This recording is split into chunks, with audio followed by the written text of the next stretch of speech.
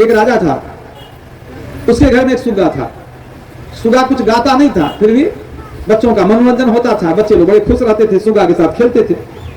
समय आया सुगा मर गया, बच्चे लोग उदास हो गए, राजा को जिद करने लगे कि सुगा मर गया, एक सुगा ला दीजिए। बहुत तंग करने लगा बच्चा लोग। राजा ने मंत्री को बुलाया, कहा देखो मंत्री, बच्चे लोग उदास हो गए हैं, घर सुना हो गया है, तू कहीं से एक सुगा ला करके दे। मंत्री खोजना शुरू किया सुगा को, खोजते खोजते कई दिनों तक खोजा। अंत में किसी ने बताया क्या कि एक महात्मा जी हैं, जंगल के किनारे कुटिया बना करके रहते हैं, उनके कुटिया में हमने सुगा को देखा, जाइएगा तो हो सकता है सुगा दे दे।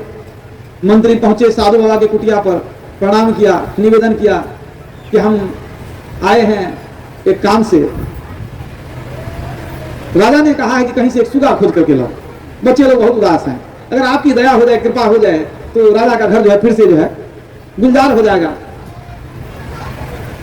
महात्मा जी ने कहा देखो इस सुगा को तुम बहुत छोटे से पाले, बड़ा प्रेम है इससे, बहुत कुछ सिखाए भी हैं इसको, लेकिन अब राजा वाली बात है, हम भी अब मोह करके क्या करेंगे, ले जाओ।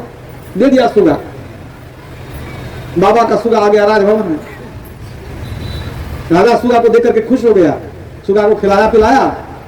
सुगा कुछ कुछ बोलने लग गया, और क्या बोलता था, भगवान का नाम लेता था।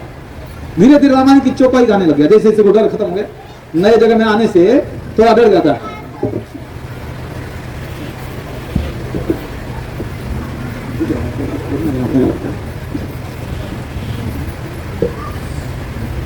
राजा ने देखा कि ये तो संतवानी गाता है। कुछ ही समय के पश्चात सुगा संतवानी भी गाने लग गया, कुछ देर के पश्चात और कुछ गाने लग गया, सब भक्ति से संबंधित पद्य वगैरह। राजा तो गदगद हो गया, ये तो सुगा बड़ा विशिष्ट है, विलक्षण सुगा है, ये तो रामायण की चौपाई गाता है, दोहा गाता है, संतवानी गाता है। राजा बड़ा प्रसन्न हुआ और रात में सब सो गए, सुगा भी सो गया। जब ब्राह्म मुहूर्त हुआ, सुबह सुगा उठ गया और सबको उठाना शुरू किया, हरिओम उठो जागो भजन करो, ब्राह्म मुहूर्त बीत रहा है, उठो भजन करो, और गीत गाना शुरू किया, रामायण की चौपाई गाना शुरू किया। देह धरे कर यही फल भाई, अब भजिए राम सब काम बिहाई। गीता का श्लोक बोलने लग गया। अब तो राजा गदगद हो गया, आंख मिड़ते हुए उठा, आंख धो करके गया प्रणाम करने के लिए। महाराज ये सुगा नहीं, ये तो संत महाराज आ गए हमारे यहाँ, ये तो संत महाराज हैं, सुबह से ये भजन कीर्तन सुनाना शुरू किए, कहते हैं उठो ब्राह्मण हो गया, भगवान का भजन करो। ये तो सबको उठा दिए, सब गदगद हो गया। अब तो घर का पूरा माहौल ही बदल गया, पूरा सत्संगमय हो गया। जब सुबह हो तो सुबह सत्संग करना शुरू कर दे, और शाम हो जाए तो फिर भजन गाना शुरू कर दे, पूरा घर का माहौल बदल गया। सब आनंद में समय गुजारने लगे और सब लोग उनको प्रणाम करते थे कि ये जो है ना, शरीर भले पक्षी का है, लेकिन जैसे कागभूषुंडी जी थे, बड़े सम्मानित पक्षी थे, संत कोटि के थे, उसी तरह ये संत महाराज हमारे यहाँ आए हैं। सबको दर्शन करवाते थे राजा की, देखिए संत महाराज हैं, और जैसे लेके आवे तुरंत राम नाम जपना शुरू कर दे। सुगा भी ऐसा ही पढ़ा हुआ महात्मा जी के पास। इसी तरह समय कट रहा था, लेकिन समय दिन होत न एक समान। ऐसा समय आया कि ये सुगा भी एक दिन मर गया तो फिर राजभवन में सन्नाटा छा गया। राजा लोग बड़े दुखी हुए, रोने लग गए, सुगा के कारण रोने लग गए, सब दुखी हो गए।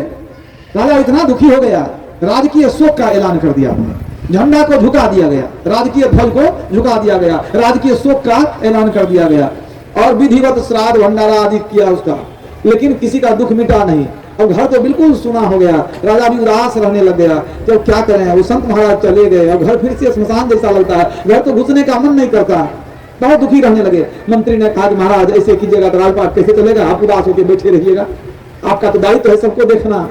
उन्होंने कहा कि अब मन नहीं करता है कुछ करने का, घर तो अब काटने दौड़ता है, और क्या कहें, अगर फिर से कोई अच्छा सुगा तुम ला दो तो फिर घर का जो है रौनक घर की फिर से लौट आवे। मंत्री सोचा कि राजा को खुश करने के लिए कुछ करना पड़ेगा। फिर से मंत्री निकला सुगा के खोज में, अरे बाजार का कोई सौदा हो तो खरीद के ले आवे, सुगा कहाँ मिलने वाला। बहुत खोजते खोजते पता लगाया, किसी ने कहा क्या कि अमुक जगह में आपके बाजार के किनारे एक कसाई की दुकान है, उसमें एक सुगा देखे, कहीं मिल जाए तो मिल जाए, जाके देखिए। मंत्री गया खोजते खोजते कसाई के यहाँ, कसाई को कहता है कि भाई हमको सुगा चाहिए, राजा ने भेजा है, तो सुगा तुम देगा कि नहीं। कसाई कहता है महाराज हमारी कहाँ हिम्मत, हम ना कहें, आपके राज में रहते हैं, हम ना भी कहेंगे तो आप ले सकते हैं, आपके राज में बसते हैं, आप खुशी खुशी ले जाए, हमको कोई मोह नहीं है, ले जाइए। कहा क्या दे दें, कहा नहीं कुछ मत दीजिए, आप सिर्फ ले जाइए, कोई बात नहीं है, आपकी कृपा बनी रहे, यही बहुत है। मंत्री ले आया सुगा, सुगा हाथ में दे दिया पिंजरा। तो ये पूछता है मंत्री कि कसाई एक बात बताओ, ये सुगा तू कहाँ से लाया, ये सुगा मर जाता है। राजा कहता है सुगा खोज के लो। कहाँ खोजो, परेशान रहते हैं। जरा बता देगा कहाँ से तू सुगा लाता है तो हम आगे वहीं से ले आया करेंगे। तू लाया कहाँ से बता दो। तो वो कसाई कहता है कि महाराज एक दिन जंगल से में से गुजर रहे थे, एक बहेलिया था शिकारी, वो पेड़ पर चढ़ करके घोंसला से 2 बच्चा निकाला था, उसी में से एक बच्चा हम लिए, उसको कुछ पैसा दे करके। मंत्री खुश हो गया, कहा एक बच्चा तुम लिया, दूसरा बच्चा बताओ कहाँ है, वो भी हम खरीद लेंगे, पहले खरीद लेंगे, तो बताओ कहाँ मिलेगा वो। कहा महाराज वो बच्चा हम कहाँ से देंगे। वो तो उसी दिन एक साधु बाबा जा रहे थे, उन्होंने कहा कि बहेलिया तू हमको दे दे सुगा। अब बहेलिया ने सुगा दे दिया महात्मा जी को। कहा कौन महात्मा जी? का वो जंगल के किनारे कुटिया है ना, वहीं रहते हैं। अब मंत्री को सब बात याद आ गई। अच्छा अच्छा अच्छा, इसी का जुड़वा भाई था वो महात्मा के वहां, यहाँ जो हम सुगा लेकर के वहां से आए थे। तो खुश हो गए मंत्री कि एकदम लगता है एक ही माँ बाप की 2 संतान, दोनों सुगा जो है लगता है भाई ही है, एक ही घोंसला से निकाला है। तो गदगद हो गया। कहा तब ना एक ही समान चेहरा रंग रूप मिलता है। सुगा लेकर के आया कि राजा भी देखेगा तो खुश हो जाएगा, एकदम वैसा ही लगता है सुगा, देखने में कोई अंतर नहीं। जैसे ले गया राजा ने सुगा को देखा, बड़ा प्रसन्न हुआ। कहा कि मंत्री ये तो बिल्कुल हूबहू वैसा ही लगता है, ये कहाँ से लाया? कहा उसी का भाई है, हमको मिल गया इसीलिए आपके पास ले आए। राजा गदगद हो गया, भाई उसी का भाई ले आया है, वैसा ही नैन नक्श चोंच पैर पंख सब वैसा ही है, देखने में वैसा ही लगता है। और उसको खिलाना पिलाना शुरू किया, लेकिन कुछ नहीं बोला, कितना भी खिलावे कुछ नहीं बोले। तो राजा के मन में हुआ हो न हो डरा हुआ है, नया जगह आया है, अभी नहीं बोला है तो भोर में तो बोलेगा, रात भर रहेगा तो सुबह में जरूर बोलेगा। अब देखिए क्या होता है, सुबह में ब्राह्मण तो बीत गया, सुगा अपने नहीं जगह उठाएगा कहां से? और जब सूर्योदय हो गया तब सुगा उठा। अब उठा जब तो गाली बकना शुरू किया, कतारे हरामी की औलाद अभी तक सोया है, उठ जल्दी से उठ। गाली बकना शुरू किया। राजा धड़फड़ा करके उठा, गया कहने के लिए सुगा क्या बकता है, इसको आश्चर्य लगा, गाली कैसे बकता है? कहे क्या बकता है? सुगा फिर 2-4 गाली दे दिया, चुप 2-4 गाली दे दिया। कहता राजा को समझता है अपने को, राजा समझ लिया है, अरे उठ जल्दी से जा मेरे लिए लेकर आ अंडे, नहीं तो ऊपर से पड़ेंगे डंडे। गाली बकना शुरू किया। अब इतनी गाली सुना राजा का माथा गर्म हो गया। ये कहे चुप, और 2-4 गाली दे दे, जैसे कहे चुप कैसे 2-4 गाली दे दे। सुगा बर्दाश्त नहीं हुआ, राजा इतना क्रोधित हो गया, उठा पिंजरा खोला, सुगा को निकाला और उसका सिर घुमा दिया, सिर पकड़ करके घुमा दिया, मार करके बाहर में फेंक दिया क्रोध से। अब देखिए दोनों सहोदर भाई है, एक सुगा की पूजा हो रही थी वहां, संत महाराज करके कह करके पूजा होती थी, और दूसरे सुगा को राजा मार करके फेंक दिया। इसकी क्या गलती हुई सो बताइए? गलती कुछ नहीं है, सिर्फ संगति की गलती है। संगत से गुण होत है, संगत से गुण जात, अब बांस फांस और मिश्री एक संग विकास। याद रखिए कोई गलती नहीं थी, वो गलत संगति में पड़ गया था। वो कसाई था, अपने सुबह सूर्योदय के बाद उठता था, अपने नौकर को उठाता था गाली दे करके, नौकर सोया रहता था, लात मार करके उठाता था, गाली बकता था, उठ नौकर को कहता था राजा समझता अपने को, उठ जल्दी से। वही कह दिया राजा को, तू राजा समझता अपने? तो राजा का माथा गर्म हो गया, हम समझेंगे कि हम तो खुद राजा है, लेकिन ये तो डांटने लग गया सुगा। तो वही बात है, अब कसाई जैसे गाली देता था, गाली सीख लिया था, और कसाई को सुबह सुबह अंडा खाने की आदत थी, नौकर को कहता था जल्दी लेकर अंडे, नहीं तो ऊपर पड़ेंगे डंडे, वही सीख लिया था।